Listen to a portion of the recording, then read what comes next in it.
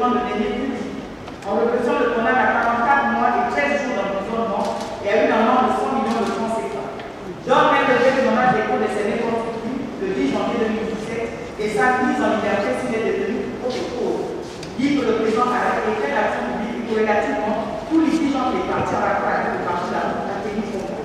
Relève que la question de renoncement a déjà été réglée dans le protocole condamne à ce qu'il faut retenir, on ne peut pas dire plus que ce qui a été dit par la décision de la Cour. La Cour dit que M. Magloire Ngambia a été condamné à 44 mois et 13 jours de prison. Donc ça signifie que les 44 mois et 13 jours de prison, c'est aujourd'hui. Donc M. Magloire Ngambia retrouve la liberté aujourd'hui. Il y a eu une transaction pénale qui est prévue par le Code de procédure pénale entre les deux parties, la partie poursuivante et la partie poursuivie. Et c'est à l'issue de cet accord que la Cour qu'elle a homologué a ordonné la décision que vous avez entendue tout à l'heure.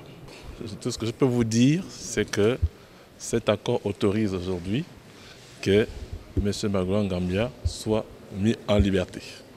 Et évidemment, cet accord, malgré tout, vous avez entendu, cet accord ne remettait pas en cause la culpabilité de M. Magloire Ngambia. C'est d'ailleurs pour ça qu'il y a une condamnation. Ce remboursement aura lieu conformément au protocole d'accord qui a été rendu entre les parties. Donc, elle n'a pas exclu le remboursement. Le remboursement effectivement est retenu, mais il va se faire conformément à ce qui était arrêté. Mais vous avez entendu que sur le plan de l'action publique, M. Magloire Ngambia a été condamné à payer les 100 millions de francs CFA. Sur les 100 millions, vous avez demandé une réduction. Oui. Et malheureusement, vous n'avez pas été entendu. Est-ce que vous allez attaquer cette décision?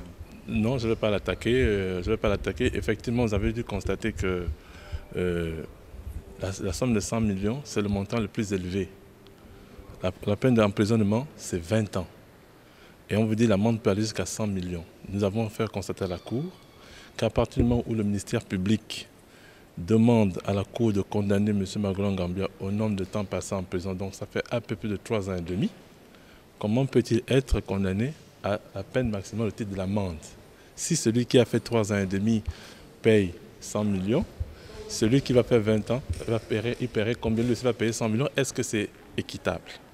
C'était un peu ça la question. Voilà, la Cour nous a passé. Qu'est-ce que l'accord dit en termes techniques? Je vous ai dit ce qui a été rendu public. C'est ce que je vous ai expliqué, que l'accord, dans l'accord, il y avait d'une part la reconnaissance, la culpabilité de M. Magloire Ngambia. Vous l'avez entendu, la Cour l'a reconnu en homologuant. L'accord a également dit que M. Magloire Ngambia devait rembourser les sommes conformément à ce qui est prévu. La Cour l'a retenu. Et l'accord disait que M. Magloire Ngambia doit être déclaré coupable et à une peine de prison qui correspond à la date de détention. C'est ce qui a été requis par le ministère public et la Cour a suivi. Est-ce que je suis satisfait? On me dit non, on est soulagé. Nous sommes soulagés.